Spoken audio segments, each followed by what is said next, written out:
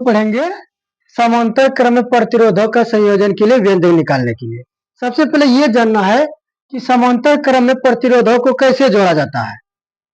समांतर क्रम में प्रतिरोधों का प्रत्येक प्रतिरोधों का एक सिरा एक जगह जोड़ा जाता है और दूसरा सिरा एक जगह, और समांतर क्रम में प्रतिरोधों को जब जोड़ा जाता है ना, तो पूरे परिपथ में यहाँ विद्युत धारा जो आ रहा है, इधर ये तीन पद हो जाते हैं। इसलिए विद्युत धारा क्या होता है, यहाँ इधर से कुछ चल जाता है, कुछ इधर से चल जाता है, कुछ इधर से चलता है, मतलब विद्युत धारा यहाँ बढ़ जाता है।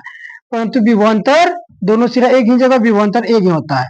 अर्थात समांतर क्रम में जोड़ने पर विद्युत धारा अलग अलग हो जाता है और विभवांतर एक ही होता है। मतलब प्रत्येक प्रतिरोध में अलग अलग विद्युत धारा प्रद होगा, लेकिन प्रत्येक प्रतिरोध का विभवांतर एक ही होगा।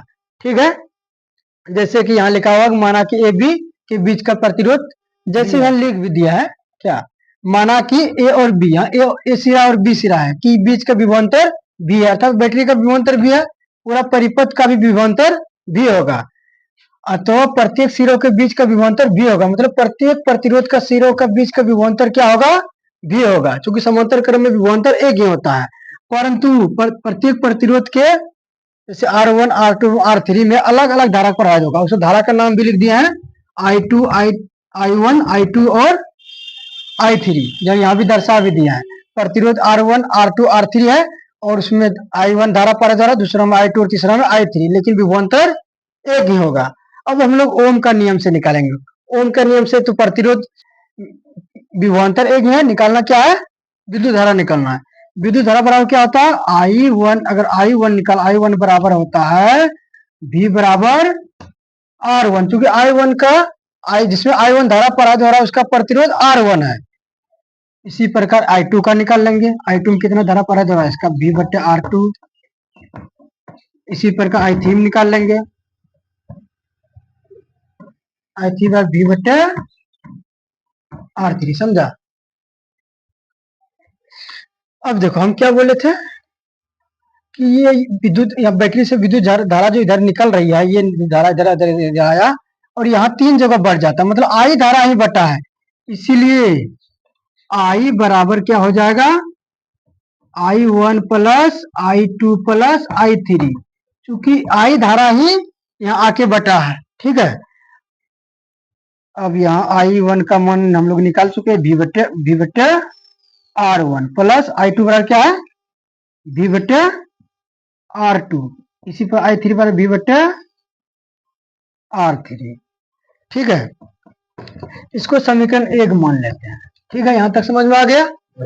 अब देखो इसके बदले ना R1, R2, R3 प्रतिरोध है, इसके बदले इक्विवेलेंट प्रतिरोध क्या मान लिया है, समतुल्य प्रतिरोध R इक्विवेलेंट मान लिया। मतलब ये तीनों प्रतिरोध के बदले मान लिया, जैसे कि लिख भी दिया A और B के बिंदुओं के बीच का समतुल्य प्रतिरोध R इक्विवेलेंट, मतलब ये तीनों प्रतिरोध के बदले एगो प्रतिरोध क्या ले लिया है, R इक्विवेलेंट है, वही बिंदु A और B वही बिंदु है, वही बैटरी लगा, वही धारा प्रवाहित हो रहा है। ठीक है, तो ओम का नियम से इसका भी निकाल लेते हैं, कितना धारा प्रवाहित हो रहा है। ओम का नियम से तो I बराबर क्या हो जाएगा, V बटे प्रतिरोध है R इक्विवेलेंट, इसको समीकरण 2 मान लेते हैं। समीकरण 1 और 2 से, पहले समीकरण 1 में भी I बराबर वो निकाल चुके हैं, क्योंकि मेरे पास अभी लिखा हुआ नहीं है, तो ये समीकरण 2 में I बराबर क्या है, V बराबर R इक्विवेलेंट। तो समीकरण 1 और 2 को 2 से है ना, मतलब दोनों को कंपेरिजन करने पर, तुलना करने पर, यहाँ भी समीकरण 2 में भी लेफ्ट हैंड बराबर है और समीकरण ए में भी लेफ्ट हैंड बराबर है, मतलब वहां भी I बराबर है, यहाँ भी I बराबर है, तो राइट हैंड भी क्या होगा, बराबर होगा।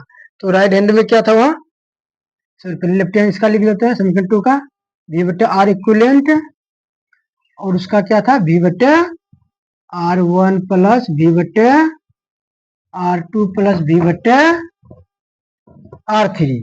तो देखो V सब में है, यहाँ कॉमन ले लेंगे, तो V R इक्विवेलेंट बराबर, बोर्ड उठा देते हैं, V कॉमन ले लिया, 1 बटे R1 प्लस V ले लिया, 1 बटे R2 प्लस V ले लिया, 1 बटे R3। V दोनों भी कट गया, तो यहाँ लिख सकते हैं, इधर लिख देते हैं 1/r इक्विवेलेंट बराबर 1/r1 plus 1/r2 plus 1/r3। यही समांतर क्रम में प्रतिरोधक संयोजन का व्यंजन होता है ना। आशा करते हैं समझ जाता होगा। ठीक है।